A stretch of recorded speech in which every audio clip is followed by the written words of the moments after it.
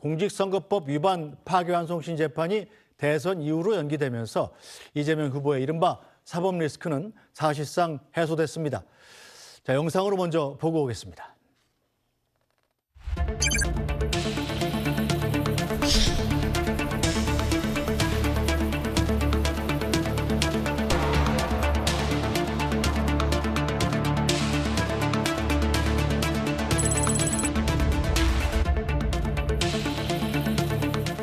법원이 이 헌법 정신에 따라서 당연히 해야 될 합당한 결정을 했다고 생각합니다.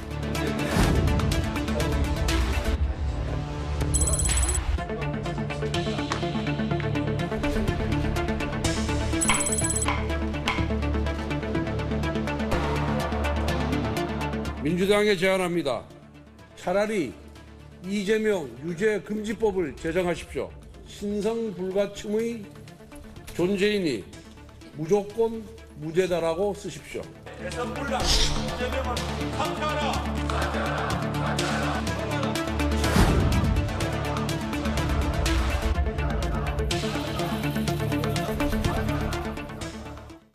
네, 어제 민주당 측에서도 기일 변경을 신청한 이유를 밝혔는데요. 자, 잠깐 듣고 오시죠. 한민수 대변인입니다.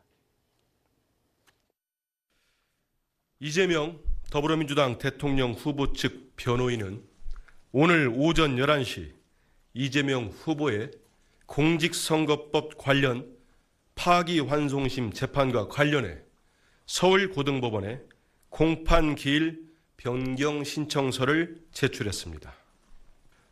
헌법 116조는 후보자의 균등한 선거운동 기회를 명시하고 있으며 공직선거법 제11조는 대통령 선거의 후보자의 선거운동 기간 중 체포와 구속을 금지하고 있습니다.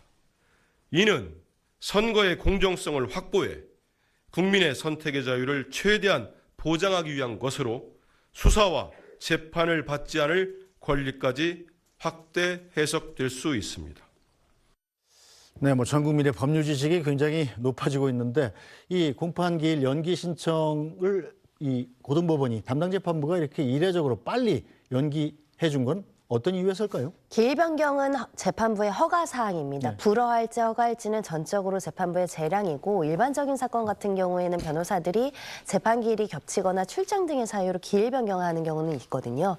하지만 이 사건은 워낙에 전국민적인 관심 사항일 뿐만 아니라 정치적인 대선을 앞두고도 유의미한 어떤 알 권리 차원에서 중요한 재판인 만큼 기일 변경을 허가할지 불허할지 굉장히 고심을 했을 것으로 보이는데 일단 이재명 후보 측에서 굉장히 방대한 분량의 기일 변경 신청서를 제출한 것으로 보입니다. 무려 13쪽의 의견서를 냈다고 전해지고 있는데 보통 기일 변경 신청서는 한 5줄 써서 내거든요. 네. 예를 들면 재판이 언제인데 재판 기일이 겹친다든가.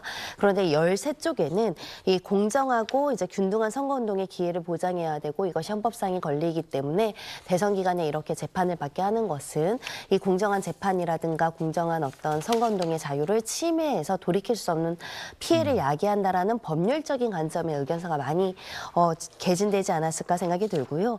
그런 차원에서 혹여라도 법원의 재판이 선거에 영향을 미칠 우려에 대한 어떤 고민 때문에 신속한 결정도 필요하지만 공정한 재판 그리고 공정한 선거를 위해서 조금 더 한 달 정도 기일을 늦춘다고 하더라도 결과에 지장이 없겠다라는 재판부의 판단이 있었던 것 같습니다. 네, 자, 이것과 관련해서 또 민주당은 2가지 법안을 지금 고치고 있습니다. 자, 대통령이 당선되면 재판을 정지한다. 이 형사소송법 개정안이고요. 또 허위사실 공표죄에서 이 요건을 삭제한 법안을 또 다시 고치고 있지 않습니까? 이건 어떤 내용이죠? 일단은 이 대통령에 된 신분의 자는 지금 형사상 소추되지 아니한다만 규정되어 있다 보니까 해석에 논란이 있어서 아예 법률로서 소추뿐만 아니라 이것을 아예 규정상으로 재판이 정지된다라는 것을 명확하게 하기 위해서 공판 절차 정지에 대한 규정을 개정하겠다. 이렇게 이제 나오는 상황이고요. 해석으로 여지가 있는 것을 아예 원천적으로 봉쇄해서 정지할 수밖에 없도록 하는 하는 법률을 개정함으로 인해서 아예 형사재판이 계류 중이라고 하더라도 대선 이후에는 정지시킨다는 것이 민주당의 의지로 보입니다. 다만 이제 두 가지 이게 실질적으로 실현 가능성이 있는지를 살펴봐야 되는데요. 현재 시점에 만약에 이것을 통과한다고 하더라도 네. 거부권 행사될 가능성이 있어서 실질적으로 실효적으로 개정이 되지 않을 가능성이 네. 있고요. 만약에 가정에서 이재명 후보가 실제 대통령이 됐을 때 이 법안이 나온다고 하면 사실 이해관계가 상충되는 문제가 발생할 수 있거든요. 그래서 즉시 적용할 수 있느냐 이런 고민을 민주당에서 함에도 불구하고 이것을 발의했다라는 것은 이렇게 계류 중인 형사재판은 형사상 소추받지 아니한다는 적극적인 해석을 통해서 대통령이 신분이 된다고 한다면 절차를 정지하는 게 맞다라는 의지를 담았다 이렇게 보입니다. 네, 공직선거법상의 허위사실 공표죄도 이 민주당의 의도대로 손질이 된다면 이재명 후보 같은 경우는 대통령이 된다면 여기서 이 허위사실 공표죄에 대한 아예 면소 판결을 받게 될 가능성이 높죠.